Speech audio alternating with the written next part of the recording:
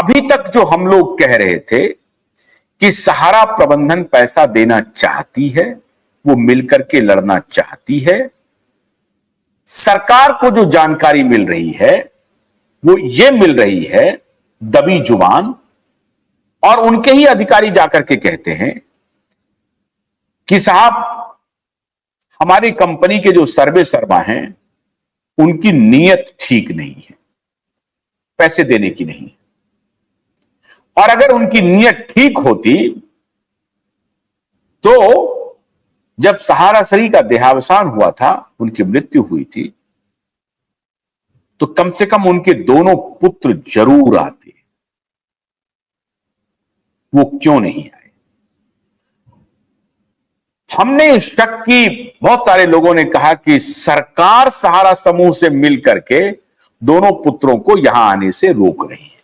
ये पूर्णतः गलत है, झूठ है, टोटल बकवास है, टोटल बकवास है। क्योंकि अब सरकार ये चाहती थी कि नियत पता चले, हमें सहारा ग्रुप का नियत पता चले। क्या वाकई में वो अपनी कंपनी को चलाना चाहते हैं? क्या वाकई में वो निवेशकों का पैसा देना चाहते हैं? क्या वाकई में वो कानून का पालन करना चाहते हैं? क्या वाकई में वो देश में दोबारा ऑपरेशन शुरू करना चाहते हैं? तो सरकार को इस जांच में यह पता चल रहा है कि साहब नीयत नहीं है उनकी, और जब नीयत नहीं है तो सरकार को एक्शन लेना पड़ेगा। इसीलिए क्रेडिट कोऑपरेटिव सोसाइटी की जांच करने वाली जो संस्था स्पेशल इन्वेस्टिगेशन विंग है, उसको एक्टिव कर दिया गया है, और वो विंग है सीरियस फ्रॉड इन्वेस्टिगेशन ऑफिस। वो विंग अलग काम करना शुरू कर चुकी है। इन्फोर्समेंट डायरेक्टरेट के ऊपर एक बहुत बड़ी जिम्मेदारी है। उनके ऊपर जिम्मेदारी है कि वो सारे पेपर की तहकीकात की जाए, जो सारे पेपर सहारा को स्पष्टतः देने में कोई दिक्कत ना हो, और दूसरी बात कि उस पेपर में क्लैरिटी हो कि जब सरकार उसको ऑक्शन के लिए ले जाए तो उस पर कोई कानूनी अड़चन ना आए। ईडी ये तहकीकात में अब लग गई है।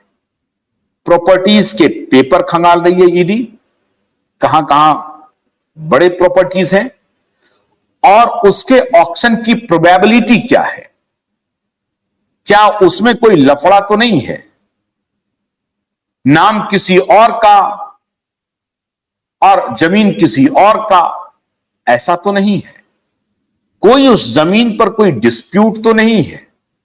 क्योंकि अंततः अगर 86,000 करोड़ रुपए सरकार को लौटाने हैं तो 86,000 करोड़ रुपए के लिए सरकार को प्रॉपर्टी सीज करने के अलावा और कोई दूसरा रास्ता नहीं है। क्योंकि सहारा के पास 25,000 करोड़ या 40,000 करोड़ जो सरकार के खजाने में अभी वर्तमान दिख रहा है, उसके अलावा सहारा इस स्थिति में नहीं है कि सरकार को कहे कि साहब मैं 20,000 करोड़ रुपया और दे रहा हूं या 30,000 करोड़ रुपया और दे रहा हूं। वो कहां से देंगे? क्योंकि जो पैसे का स्रोत था वो बंद हो चुका है। अब उनके पास जो अचल संपत्ति है, उसी संपत्ति को लिक्विडेट करके वो पैसे का आमदनी कर सकती है और उस आमद को वो सरकार के पास जमा कर सकती है। तो अब सरकार ऑक्शन करे या सहारा ऑक्शन करे, दोनों बातें हो सकती है। जब परसों हमने आपसे बात की थी तो हमने ये कोशिश की कि सहारा प्रबंधन, एजेंट और निवेशक एक हो जाए, एक हो करके सरकार से जो भी 25,000 करोड़ और 40,000 करोड़ रुपए है उसकी मांग करें और वो निवेशक को लौटा दिए जाए। और उस लौटाने की प्रक्रिया में सहारा का प्रबंधन एक मजबूत हिस्सेदार हो सकता है, शागिर्द हो सकता है, साथ में हमसफर हो सकता है।